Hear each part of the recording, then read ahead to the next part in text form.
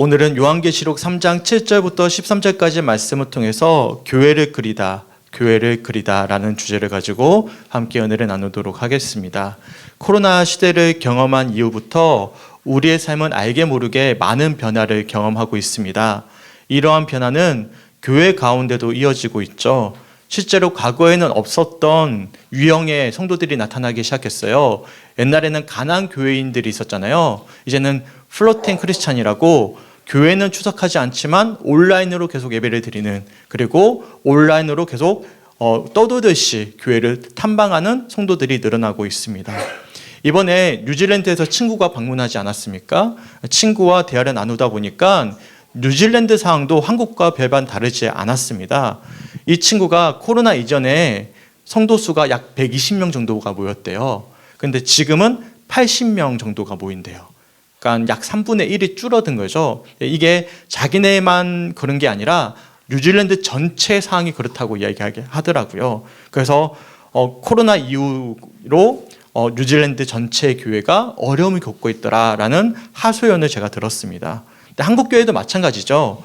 코로나 이후 전반적인 한국 교회 상황이 완연한 회복세에 들어섰다곤 하지만 여전히 코로나 이전과 비교해서 약 80% 정도의 성도들만 교회로 돌아왔다고 합니다.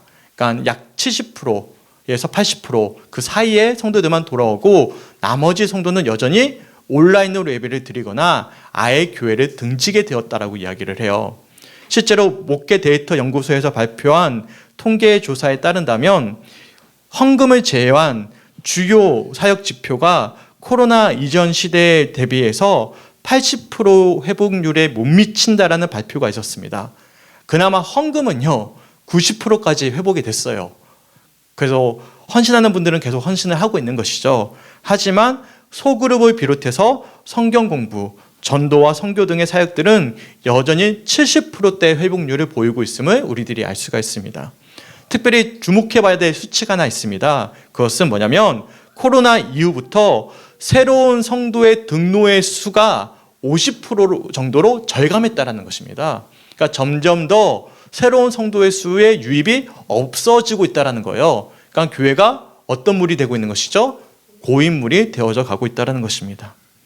이번 주에 여러모로 당일을 기획하고 준비하면서 책 한 권을 읽게 되었습니다. 미국의 유명한 교회 리서치 전문가인 톰 레이너가 쓴 죽은 교회를 부검하다라는 제목의 책이었습니다. 이 책의 서론 부분에서 톰 레이너는 죽어가는 교회의 어떤 특징에 대해 이렇게 서술하고 있거든요. 제가 나눠드렸던 함께 기도사에 보시면 제가 간지를 넣어드렸습니다. 여기에 보시면 제 위에 부분에 좀 글이 작을 것 같아서 제가 넣어드렸어요. 한번 읽어드릴게요. 어떤 글인지 한번 살펴보셨으면 좋겠습니다. 한 교회에 오래 다닌 교인이 자기 교회 세태를 눈치채기란 쉽지 않다. 성장은 급속도로 나타날 수 있지만 세태는 대개 눈에 띄지 않을 만큼 천천히 진행되기 때문이다. 이런 느린 세태는 가장 심각한 형태의 세태이다. 교인들이 변화의 필요성을 절박하게 느끼지 않기 때문이다. 그들은 매주 교회를 보고 있다. 그래서 그들의 눈에 점진적인 세태는 보이지 않는다. 세태는 주로 물리적인 시설들에서 나타난다. 하지만 건물만 쇠퇴하는 것이 아니다. 한때 생동감이 넘쳤던 사역들이 쇠퇴한다. 교회에 남아있는 교인들의 기도 생활이 쇠퇴한다. 내부보다 외부에 초점을 맞추는 태도가 쇠퇴한다. 지역사회와의 연계성이 쇠퇴한다.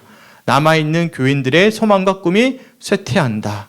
쇠퇴가 교회 구석구석에서 진행되고 있지만 많은 교인이 그것을 보지 못한다. 제가 봤을 때 책의 핵심적인 문장이었어요.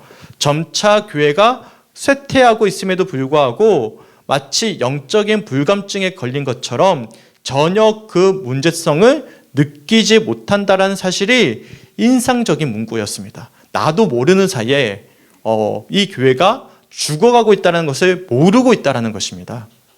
어제 새벽 기도회 시간에 소개해드렸던 사대교회 한번 떠올려 보십시오. 그들은 사대라는 이름을 가지고 있어요. 사대라는 이름이 어떤 뜻이죠? 살아있다라는 이름을 가진 교회였습니다. 겉으로 보았을 땐 정말로 생명력 있고 생동력 있고 성장하고 환경이 좋은 교회처럼 보였습니다. 다른 소아시아 교회들처럼 어떤 다른 이단들의 미혹이나 유혹이 없었습니다. 사탄의 권자라 불리우는 유대인들의 핍박과 이방인들의 혼란도 없었습니다. 어떻게 보면 정말 살았다, 정말 성장하고 있다, 훌륭해 보인다, 생명력이 있어 보인다라는 교회로 비춰지던 교회가 사대교회였습니다. 하지만 예수님이 그렇게 성장해 보이는, 아무런 문제가 없어 보이는 사대교회를 향해 지책하시기, 내가 살았다는 이름을 가졌으나 죽은 자로다라고 단언하셨습니다. 왜냐하면 그들은 이미 영적으로 서서히 죽어가고 있었기 때문에, 그럼에도 불구하고 깨어있지 못했고 과거의 영광에 기대어 현실의 안주에 있었기 때문입니다. 그래서 요한계시록 3장 2절과 3절에 보시면 이렇게 사대교회를 향해 경고하시거든요.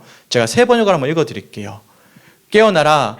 그리고 아직 남아있지만 막 죽어가는 자들을 굳건하게 하여라. 나는 내 행위가 나의 하나님 앞에서 완전하다고는 생각하지 않는다. 그러므로 내가 그 가르침을 어떻게 받고 어떻게 들었는지를 되새겨서 굳게 지키고 회개하여라. 만일 내가 깨어있지 않으면 내가 도둑같이 올 것인데 어느 때 내가 내게 올지를 너는 알지 못한다. 2절에 단도직입적으로 말씀하시죠. 사대교회에게 뭐하라고 말씀하시죠? 깨어나라 라고 말씀하시죠. 그러면서 3절에 뭐라고 말씀하십니까? 깨어있지 않으면 언제든지 도둑같이 오실 예수님을 너희가 오로지 맞이할 수 없을 것이다 라고 경고하고 계시는 것입니다. 달리 표현하면 날마다 영적으로 민감하게 깨어있지 않은 채 현실에 안주해버린다면 살았다고 할 수 있겠지만 실상은 죽은 것과 다름이 없는 교회로 변모할 수 있음을 사대교회를 향해서 예수님이 강력하게 경고하신 것입니다. 그러면서 저는 뭘 돌아봤을까요? 우리 교회를 돌아봤어요. 과연 우리 교회는 날마다 영적으로 깨어있는 교회인가? 영적으로 민감하게 반응하고 있는가? 현재에 안주하거나 만족해하진 않았는가? 날마다 새로운 은혜와 은총을 사모하고 있는가라는 물음을 한 주간 되물었습니다. 사실 저는요, 2024년 한 해가 어떻게 지나갔는지 모르겠어요. 정말 정신없이 한 해가 지나갔습니다. 그래서 30일 날, 토요일 날 트리를 한다고 하잖아요. 엊그제인 것 같거든요. 근데 벌써 1년이 지나버렸어요. 그만큼 저는 한 해가 참 부단히도 많은 일들이 있었습니다. 2023년 연말 혹시 기억하십니까? 제가 선생님들 가정을 다 방문해서 등록하시라고 제가 권면을 해드렸던 그 기억하시는지 모르겠어요. 그렇게 다 등록을 하시고 2024년 새롭게 교회가 출발했습니다. 사실 2023년 송구영신 예배 때 성도가 5명이었어요. 코로나를 지나가면서 정말 어려웠습니다. 이단의 공격도 있었고요. 정말로 여러 가지 성도들의 어려움이 산재해 있었기 때문에 정말 어떻게 해야 될지 모를 지경에 있었습니다. 그런데 하나님께서 놀랍게 지금 우리의 모습을 보여주고 계시는 거예요. 하지만 제게 항상 그런 마음이 있어요. 조급해서는 안 되겠지만 현재 안주해서도 안 된다. 충분히 지금도 은혜롭지만 감사하지만 하나님이 지금 일하고 계실 때 우리도 그 일하심에 발걸음을 맞춰야 된다. 그 발걸음을 놓쳐서는 안 된다라는 사실의 마음을 쓰게 하시는 거예요. 그러니까 하나님이 부응하게 하시는 때가 있거든요. 그때를 놓치면 안 되는 거예요. 그 발걸음을 같이 걸어가야 되는 거예요. 우리가 주저앉으면 안 되는 것이죠. 그런 마음이 있는 거예요. 그래서 2025년에는 분명히 하나님께서 우리 교회를 통해서 새롭게 일하실 것이고 새롭게 10년을 계획하고 새롭게 출발하게 하실 것임을 소망하게 하십니다. 제가 여러 차례 말씀하지만 저는 2015년 2월 첫째 주일날 우리 교회에 부임했어요. 그래서 내년 2월 첫째 주일이 되면 딱 10년을 채웁니다. 만 10년이 되는 거예요. 그동안의 10년이 어떤 세월이었냐면 생존이 목적이었습니다. 교회의 생존이 목표였습니다. 이젠 앞으로 10년간은 생존이 목표가 아니에요. 교회다운 교회가 되는 것이 새롭게 세워지는 목표입니다. 지난 10년간은 어떻게 하면 교회로서 생존할 수 있을까? 버틸 수 있을까? 이게 목표였다면 이제 앞으로 딱 10년 채웠잖아요. 앞으로의 10년 동안은 교회다운 교회를 어떻게 세워갈 수 있을까라는 비전을 주시는 거예요. 그리고 그 10년이 끝이 아닙니다. 더 나아가는 10년을 또 꿈꾸게 하시는 거예요. 그 10년 그 이후를 하나님은 또 어떻게 그려가게 하실까라는 꿈을 꾸게 하시는 것이죠. 꿈은 클수록 좋잖아요. 그렇지 않습니까? 단순히 우리 교회만의 성장이 아니라 지역사회에서 다방면으로 선한 영향력을 섬길 수 있는 그런 교회를 꿈꾸고 있고 저 나름대로 그려보고 있습니다. 선한 영향력은 다양할 수 있어요. 단순한 생색내기식의 도움이 아니라 사회적 기업을 비롯해서 다양한 학원 복지 사업 등 다방면으로 사회에 기여할 수 있는 교회로서의 역할이 있습니다. 그런데 성주에는 큰 교회들이 그런 역할을 감당하고 있지 않습니다. 근데 우리 교회는 성장을 10년 동안 하고 나서 앞으로 10년은 그런 사회에서 어떻게 환원할 수 있을까에 대한 꿈도 그려보고 있는 거예요. 다른 교회에서 시도하지 않는 어떤 새로운 꿈을 꾸게 하시는 것이죠. 그게 우리 교회의 큰 방향성입니다. 소망하기는 앞으로의 비전에 동참하며 함께 꿈꾸며 교회를 그려가고 볼 수 있는 우리 성주교회 성도들이 되시길 주님의 이름으로 간절히 축원합니다. 아멘. 사실 우리 교회는 여전히 지역사회에서 잘 알려지지 않은 작은 교회입니다. 이번 주에 혼자서 목요일이었던 것 같아요. 혼자서 이제 저기 하천을 쭉 운동을 하고 있었어요. 운동을 하고 있는데 동네 분이 계시더라고요. 동네 분이 계셔서 인사를 드렸습니다. 반가우셨는지 옆에 있는 친구분을 제게 소개를 해주셨어요. 전화 받고 있는 중이었는데 소개를 시켜주셨는데 그분이 성도님이셨던 것 같아요. 근데 반갑게 맞아주시는 거예요. 제가 교회 다니는 걸 이제 인사를 받았으니까. 근데 어느 교회세라고 물어보시더라고요. 제가 감리교회 목사입니다 했더니 갑자기 안색이 이렇게 되더라고요. 그래서 아직도 감리교회 하면 이런 표정이 나오구나. 아직 환영을 받지 못하구나 라는 생각이 들었습니다. 10년이 지났지만 타교회 성도들 사이에서 여전히 감리교회 하면 아직 잘 모르겠는데 인식이 아직 잘 안 들어가 있구나 라는 사실이 조금 씁쓸하지만 또 한편으로는 가능성이 있죠. 왜냐면 미지의 세계잖아요. 우리는 미지의 영역이잖아요. 이제 많은 것들을 보여줄 수 있는 거예요. 그런 마음을 가지고 돌아왔습니다. 사실 시스템이 잘 갖춰진 중대형 교회의 경우에는 사람들이 자연스럽게 찾아옵니다. 전도하지 않아도 찾아옵니다. 실례로 목회대에서 연구소에서 발표한 통계 자료에 따른다면 코로나 이후로 주요 사역 회복률이 높은 교회는 젊은 목회자가 담임하는 교회, 두 번째 중대형 교회, 그리고 소그룹이 잘 되는 교회, 이 세 가지가 복합적으로 맞물려 있는 교회는 여전히 잘 되더라 라는 발표가 있었습니다. 그리고 향후 출석 교인수가 증가할 것으로 예상되는 교회 특징 역시도 어떤 교회들이 성장할 것 같으냐라고 물어봤더니 500명 이상의 중대형 교회, 소그룹이 잘 되는 교회라는 발표가 있었습니다. 그러니까 무슨 말이죠? 교회 사이에도 빈익빈 부익부가 심화되어져 가고 있는 거예요. 실례로 제 주변의 동료 목회자들 이야기를 들어보면 작은 교회가 큰 교회와 경쟁한다는 것은 실상 불가능하다라고 볼멘소리를 합니다. 그 가운데 부흥과 성장을 도모한다는 것은 기적과도 같은 일이라고 한 목소리로 고백을 합니다. 하지만 저는 그렇게 생각하지 않아요. 블루오션은 있습니다. 네, 작은 교회에 희망이 있어요. 왜냐하면 오늘 말씀에 그것을 보여주고 계시기 때문에 그렇죠. 놀랍게도 오늘 말씀을 보십시오. 소아시아 7교회 중에서 가장 규모가 작은 교회라 할 수 있는 오늘 본문 속 빌라델비아 교회는 다른 교회와 달리 서머나 교회와 함께 예수님으로부터 책망을 받지 않는 칭찬만 받은 교회였습니다. 달리 표현해서 교회의 크고 작음은 세상의 논리와 시선일 뿐이지 예수님의 기준은 아니라는 거예요.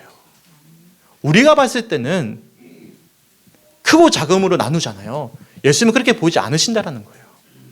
어떤 교회가 작은 교회입니까? 어떤 교회가 큰 교회입니까? 규모의 경제에 따라서 규모가 크면 큰 교회고 규모가 작으면 작은 교회입니까? 세상 사람들은 그렇게 판단할지 모르겠어요. 근데 예수님의 기준은 전혀 그렇지 않아요. 본문 8절 말씀을 우리 성도들 한번 읽어주셨으면 좋겠습니다.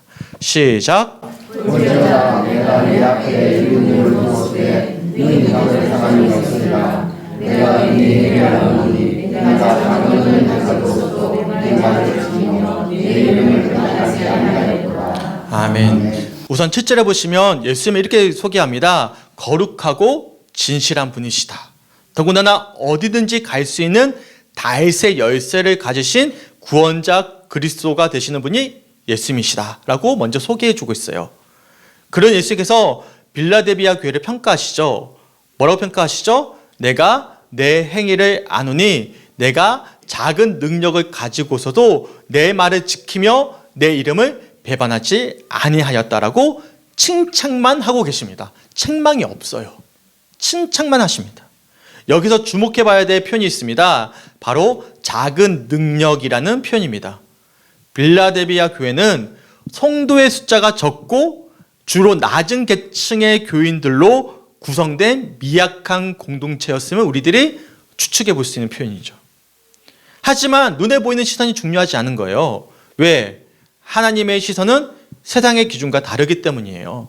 사무엘상 16장 7절에 이런 말씀이 있잖아요. 내가 보는 것은 사람과 같지 아니하니 사람은 외모를 보거니와 나 여호와는 중심을 보시느니라. 사람은 뭘 보죠? 외모를 봅니다. 저 살 빠졌죠? 이게 보는 거예요. 근데 하나님 뭘 보시는 거예요? 네 빠진 게 중요한 게 아니야. 네 중심이 중요해. 중심을 보셔요. 교회도 마찬가지입니다. 교회도 뭘 보시는 거예요? 규모를 보시는 것이 아니라 중심을 보신다는 사실입니다. 빌라델비아 교회는 규모가 작고 구성원 역시도 미약했습니다. 그래서 작은 능력을 지닌 교회라고 평가받았습니다. 하지만 놀라운 표현이 있어요. 예수님께서 열어놓으신 문을 닫을 수 없을 만큼 놀라운 축복을 앞으로 누리게 될 교회라는 말씀을 듣게 되었다는 것입니다. 왜냐하면 그들은 비록 작은 능력을 지녔음에도 불구하고 예수님의 말씀을 지켰고 끝까지 예수님의 이름을 배반하지 않았기 때문이었습니다. 여기서 열린 문이라는 표현을 주목해 보셔야 됩니다. 이것은 구원과 섬김의 기회를 뜻하는 섬김의 문도 의미하는 뜻입니다. 그래서 앞으로 빌라델비아 교회는 충분히 주님께서 사용하실 놀라운 섬김의 기회의 장이 펼쳐질 미래가 창창한 교회로 인정받고 있음을 우리들이 알 수가 있는 거예요. 지금은 작지만 미래가 열려 있다는 거예요. 충분히 주께서 축복을 부어주시겠다라고 약속하고 계시는 것입니다. 소망하기는 우리 교회가, 성죽교회가 그런 교회로 그려지게 주님의 이름으로 간절히 축원합니다. 지금 비록 성주군 내에서 우리 교회를 알아보지 못하는 분들이 다수입니다. 여전히 규모가 작은 교회라면 작은 교회입니다. 하지만 예수님께서 문을 활짝 열어놓으셔서 마음껏 주님께 쓰임받고 섬길 수 있는 앞으로의 우리 교회가 될 수 있게 주님의 이름으로 간절히 축원합니다. 그러기 위해서 우리들에게 필요한 자세가 있죠. 다시 한 번 더 본문 8절 말씀을 함께 읽어보겠습니다. 시작. 볼지어다 내가 내 앞에 열린 문을 두었으되 너에게 닫을 사람이 없으리라. 내가 내 행위를 아노니 내가 작은 능력을 가지고서도 내 말을 지키며 내 이름을 배반하지 아니하였도다. 아멘. 우리에게 필요한 믿음의 자세는 무엇입니까? 항상 예수님의 말씀을 지키는 것입니다. 예수님의 이름을 배반하지 않는 것입니다. 항상 신실하고 진실하게 주님만을 바라보는 것입니다. 믿으십니까? 이런 찬양 있죠. 신실하게 신실하게 거룩하게 살게 하소서. 신실하게 신실하게 거룩하게 살게 하소서. 신실하게 신실하게 신실하게 신실하게 거룩하게 살게 하소서. 신실하게 신실하게 거룩하게 거룩하게 살게 하소서. 하나님 나의 마음 만져주소서. 하나님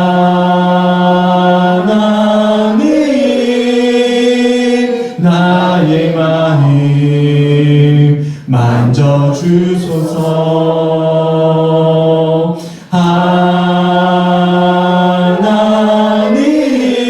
하나님 나의 영혼 새롭게 하소서. 아멘. 어떻게 살아야 된다고요? 신실하고 진실하고 거룩하게 살아야 된다.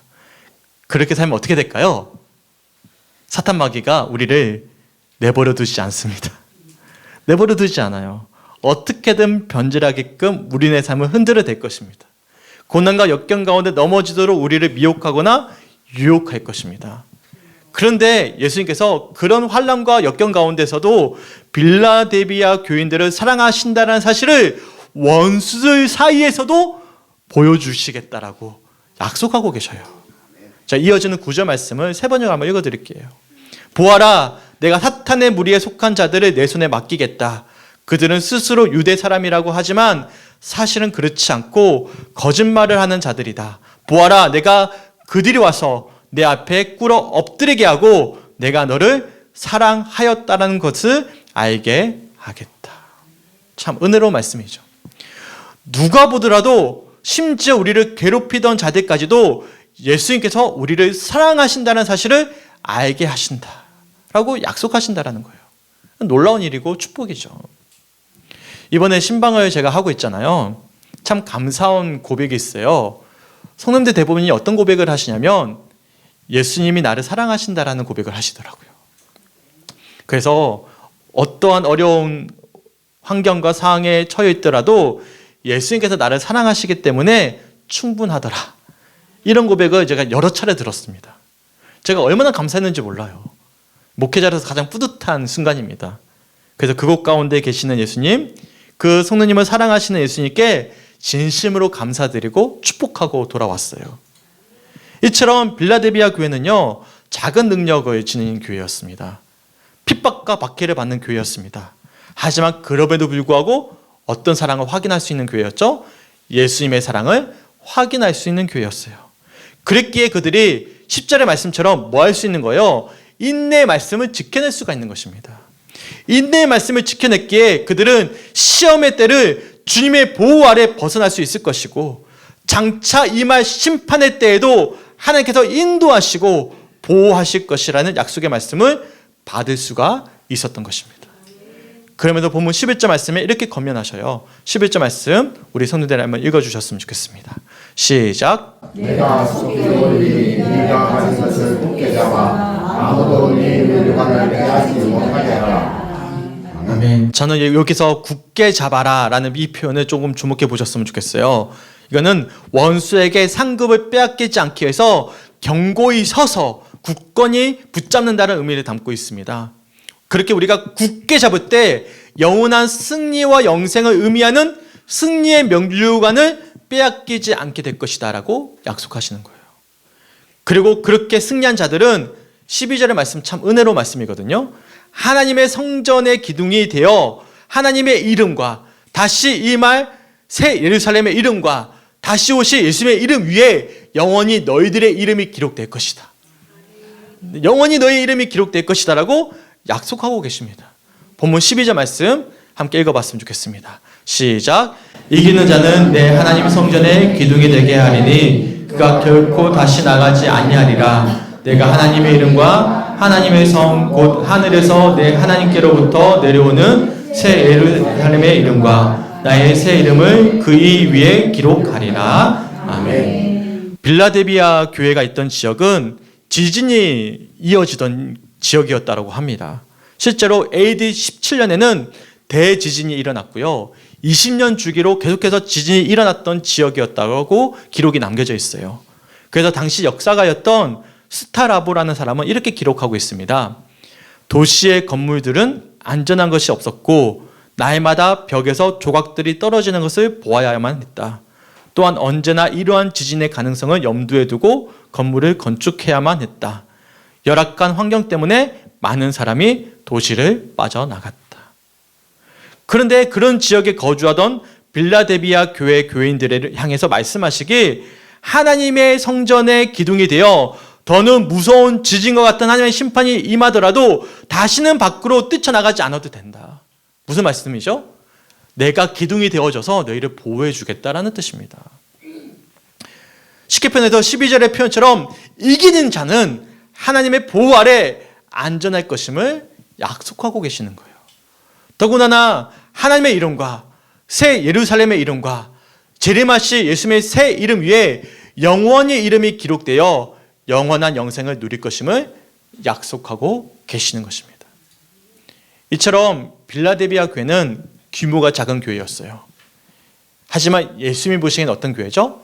큰 교회였습니다. 놀라운 축복을 약속으로 받은 교회였습니다. 그리고 작은 교회라 일컬음을 받는, 길 가다가 감리교회 목회자라 그러면 이렇게 되는 교회라 하더라도 우리 주님은 우리를 큰 교회라 일컬어 부르실 것입니다. 믿으십니까? 그런 교회를 그려볼 수 있는 우리 성죽교회 성도들이 되시길 주님의 이름으로 간절히 축원합니다. 아멘. 훌륭한 신학자였던 존 스토트는 자신의 저서에서 빌라델비아 교회를 소개하며 마지막을 이렇게 마무리합니다. 제가 나눠드렸던 책의 한 부분, 제 그 유인물 밑에 부분입니다. 한 부분을 소개하면 이렇습니다. 제가 한번 읽어드릴게요. 6번째 편지의 공부를 마무리하면서 우리는 이것이 우리 시대에도 그대로 해당된다는 것을 안다. 열린 문은 교회의 기회를, 다윗의 열쇠는 예수의 권세를, 그리고 하나님의 성전의 기둥은 이기는 사람이 누릴 안전을 상징한다. 열쇠는 예수님께 있는데 그분은 문을 열어두셨다. 예수님은 하나님의 성전의 육중한 기둥들처럼 우리를 안전하게 하겠다고 약속하신다. 이제 남은 것은 우리의 반응이다. 문은 여전히 열려 있으며 예수님은 먼저 구원의 문으로 들어오고 이어 섬김의 문으로 나가라고 우리를 부르고 계신다. 여기서 제가 좀 주목해 봐야 될 표현을 좀 소개해 드리고 싶어요. 이 말씀은 다 들었잖아요. 우리의 필요한 것은 무엇일까요? 우리의 반응입니다. 우리의 반응. 비록 우리 교회는 오늘 본문 속 빌라델비아 교회처럼 규모가 작은 교회일 수는 있겠지만 다윗의 열쇠를 가지신 예수님께서 문을 활짝 열어놓으신 교회입니다. 믿으십니까? 믿으셔야 돼요. 그렇기 때문에 지난 2년 동안 하나님은 우리 교회 가운데 놀라운 일들을 보여주셨어요. 지금 이렇게 작지만 능력 있는 성도들을 불러주셨습니다. 함께 꿈을 꾸게 하시고 소망할 수 있는 공동체를 이루게 하셨어요. 오랫동안 우리 교회에 계셨던 성도님들 아실 거예요. 제가 8년 동안 어떤 기도를 했는지 아실 거예요. 어떤 기도했죠? 제발 동역자 좀 보내주세요. 함께 일할 수 있는 사람 보내주세요. 기도할 수 있는 분들 보내주세요. 우리 조자 권사님, 인수 권사님 다 아시죠? 우리 조숙 집사님, 제가 얼마나 그렇게 기도했는지 아시죠? 예, 기존 멤버거든요. 이를 위해서 간절히 기도했습니다. 근데 근 8년 동안 기도했는데 응답해 주신 거예요. 남몰래 교회에 오셔서 청소하시는 분이 생기기 시작하셨습니다. 놀라운 기적이에요. 지금까지 우리가 청소했거든요. 남몰래 오셔서 청소를 하시는 거예요. 식당 봉사로 자원해서 하시는 거예요. 반찬 가짓수가 늘어나고 있습니다. 놀라운 기적입니다. 찬양대가 뭔 말입니까? 8년 동안 악기 없이 했는데 생목소리로 찬양을 했는데 아시잖아요. 이제는 플룻도 있고요, 바이올린도 있고요. 네, 하나님의 은혜입니다. 이제는요, 예배 전에 기도로 중보하고 있는 분이 계십니다. 이것도 기적입니다. 또한 교회 부족한 부분을 수리하고 계시는 분들도 계셔요. 보니까 문고리 없다고 문 달고 계시고, 네, 그런 거 제가 다 했거든요. 그런 분들이 계시는 것이죠. 얼마나 놀라운 일입니까? 예를 든다면 이번 주만 하더라도 그렇습니다. 누군가는 규모가 작아서 별거 아니라 할 수도 있겠지만 우리 교회 역사상 처음으로 성도님들이 자발적으로 교회 김장을 하셨어요. 자발적으로. 이게 안 놀라운가요? 전 놀랐거든요. 목회자가 생각을 못했어요. 교회 김장이 뭔 말이야. 근데 제가 생각도 안 했던 일을 주도적으로 누군가가 진행하셔서 일을 이루어 가셨는데 저는 표현을 잘 못해요. 근데 저는 너무 감동받았어요. 지금까지 우리 교회에서 제가 주도하지 않은 거의 유일무이한 교회 행사 아닌 행사였습니다. 제가 주도해야만 뭔가가 됐거든요. 근데 거의 유일무이하게 제가 주도하지 않은 행사가 되었어요. 그 감격을 성도들은 모르실 거예요. 점점 더 교회가 뭐하고 있는 거예요? 저 손아귀에서 벗어나고 있어요. 너무 감사한 일입니다. 벗어나야 돼요. 오늘도 장로님과 이야기하면서 통하면서 그런 이야기 조금 나눴거든요. 조금씩 저 범위에서 좀 벗어나야 되는 거예요. 나눠져야 되는 거예요. 스스로 유기적으로 움직여야 되는 거예요. 믿으십니까? 살아있어야 되는 것이죠. 그처럼 기도했는데 그런 성도들이 세워지고 있다는 건 저는 너무나 감사하고 감동이었습니다. 이처럼 2년간 하나님은 우리 교회 가운데 놀라운 일들을 이루어 가신 거예요. 어떤 일들이 벌어진 것입니까? 다윗의 열쇠를 가지고 문을 활짝 열어놓으신 것입니다. 믿으십니까?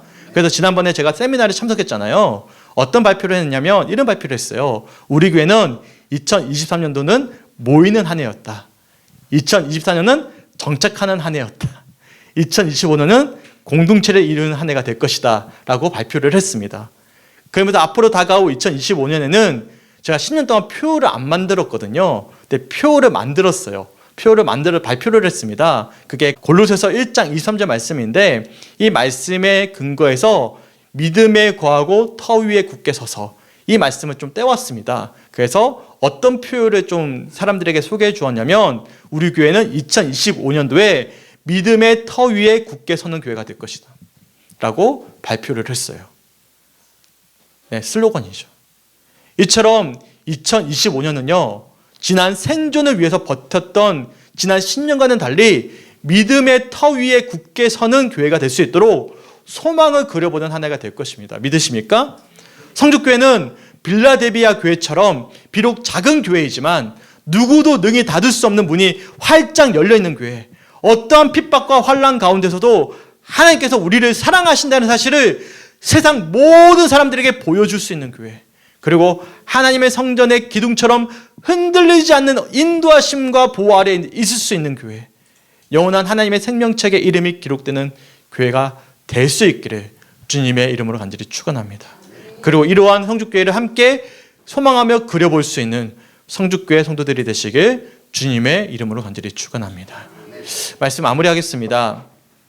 최근에 우리 가족들이나 동료 목회자들로부터 교회 내부 어떤 갈등, 아픔 때문에 겪는 어려움들의 호소의 전화를 많이 받습니다.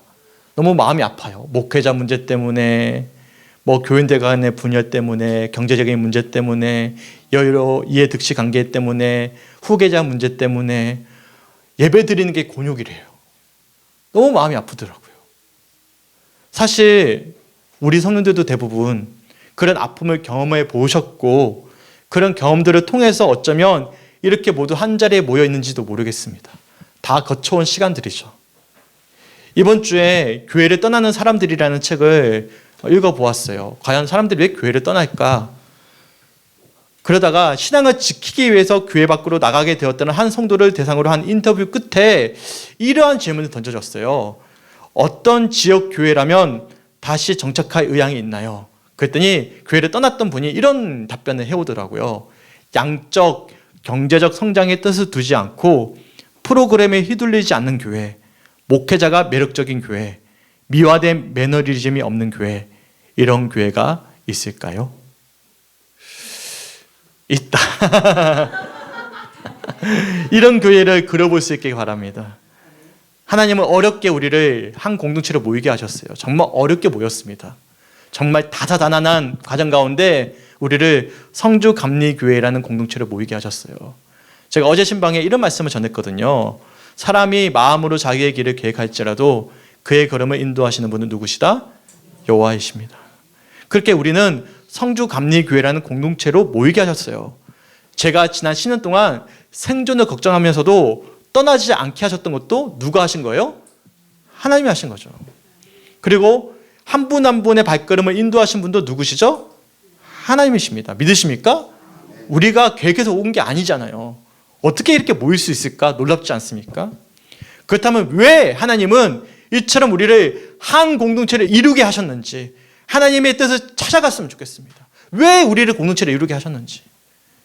그래서 빌라델비아 교인들처럼 예수의 말씀을 지키고 예수의 이름을 배반하지 않고 어떠한 시험과 유혹 가운데서도 인내하면서 우리를 향한, 우리 교회를 향한, 우리 공동체를 향한, 나를 향한 계획을 그려보셨으면 좋겠습니다. 이처럼 우리 모두 다 함께 교회를 그려봅시다. 그리고 함께 소망해 봅시다. 모이게 하셨던 하나님께서 어떻게 열린 문을 활짝 열어 놓으실지 기대해 봅시다. 어떠한 섬김의 기회를 우리에게 주고 계신지를 돌아보면서 함께 꿈꿀 수 있는 성주교회 성도들이 되시길 주님의 이름으로 간절히 축원합니다. 이제 12월이 되면 당회가 이제 옵니다. 이번 당회는 목회자 혼자만의 당회가 되지 않기 원합니다. 그래서 미리 당회 전에 오늘 말씀을 드리는 거예요. 도전을 드리는 거예요. 함께 꿈을 꾸자고. 감리교회는요, 저 몰랐어요. 장로교회는 정책당회가 있더라고요. 근데 감리교회는 정책당회가 없습니다. 그런데 12월 중에 만들 거예요. 기획위원회 세미나라고 만들어서 앞으로의 10년을 함께 꿈꾸는 시간을 한번 가져보고자 합니다. 그러니까 다 경청을 해보려고 하는 거예요. 다 함께 시간을 한번 공동으로 함께 내서 함께 앞으로의 10년, 2025년 계획을 중심으로 해서 10년 어떻게 세워갈지를 함께 그려봤으면 좋겠습니다. 그래서 제가 참고로 주보사에 유학본을 하나 넣어드렸습니다. 숙제입니다. 살아나는 교회를 해부하다. 보이십니까? 설교를 시작하면서 소개해드렸던 교회 리서치 전문가인 톰 레이너가 쓴 책인데 죽은 교회를 부검하다에 이어서 쓴 살아나는 교회를 해부하다라는 제목의 책을 제가 요약한 요약본입니다. 이게 되게 기념비적인 책이에요. 요약본이에요. 왜냐하면 2023년 1월 18일 수요일 날, 그러니까 성님들이 오시기 전에, 바로 직전에 구역회 때 제가 이 책을 요약해서 말씀을 전한 적이 있습니다. 구역회인데요, 제가 설교를 1시간 동안 했어요. 그래서 성님들이 끝나고 나서 목사님 구역회인데 설교 이렇게 길게 하면 어떡해요? 그렇게 하고 돌아가셨거든요. 그때 3분이 계셨어요. 그게 우리 교회 현실이었습니다. 근데 이 책을 나누고 나서부터 놀랍게 하나님은 새로운 분들을 한 분씩 정착하게 하셨어요. 불러주셨어요. 당시 구역회 설교가 유튜브에 올라 있거든요. 제가 오늘 예배 끝나고 나서 주일 설교를 보내드리면서 당시 설교를 유튜브 링크를 보내드릴 겁니다. 이 책의 내용과 함께 숙제는 뭐냐면 그때 설교를 같이 들어보시는 거예요. 그리고 미리 갑자기 소리가 들리는데 들어보시는 거예요. 들어보시면서 기획에는 세미나 설교를 더 대신하는 거예요. 그때는 세미나 설교를 하지 않겠습니다. 세미나 그때 설교를 대신해서 이 책의 내용과 그때 설교를 대신하도록 하겠습니다. 미리 한번 들어오시고 준비해 오셨으면 좋겠습니다. 소망하기는 이 책자가 조금이나마 교회를 그려봄에 있어서 우리가 준비함에 있어서 도움이 될 수 있는 책자가 될 수 있게 주님의 이름으로 간절히 축원합니다. 아멘. 약속하는 거예요. 제가 어렵게 요약한 걸 출력해 왔는데 보내드리는 링크를 참고하셔서 이 책의 내용을 읽어오시는 게 기획위원회 세미나 설교라는 것 아시고, 세미나 때는 설교하는 시간을 빼버리고 바로 논의하는 시간으로 들어가도록 하겠습니다. 참고하시고 한번 읽어오시길 부탁드리겠습니다. 말씀 이제 진짜 마무리하겠습니다. 우리 교회는 빌라델비아 교회처럼 작은 교회입니다. 하지만 활짝 문이 열려있는 교회입니다. 하나님의 성전의 기둥이 든든히 세워져 있는 교회입니다. 영원한 생명책에 이름이 기록된 성도들이 함께하는 교회입니다. 그리고 결정적으로 누가 보더라도 예수님께서 우리를 사랑하신다는 사실을 잘 알고 있고 믿고 있는 교회입니다. 믿으십니까? 소망하기는 우리 교회를 통해 새롭게 일하실 하나님의 일하심을 함께 그려볼 수 있는 우리 성주교회 성도들의 2025년 한 해가 될 수 있게 주님의 이름으로 간절히 축원합니다. 아멘. 우리 함께 찬양하고 기도했으면 좋겠습니다. 우리 나눠드렸던 유인물 뒤에 보시면 지난주에도 불렀던 찬양입니다. 우리가 교회입니다라는 찬양인데요. 함께 부르시고 함께 잠시 오늘 주셨던 말씀 붙잡고 기도했으면 좋겠습니다.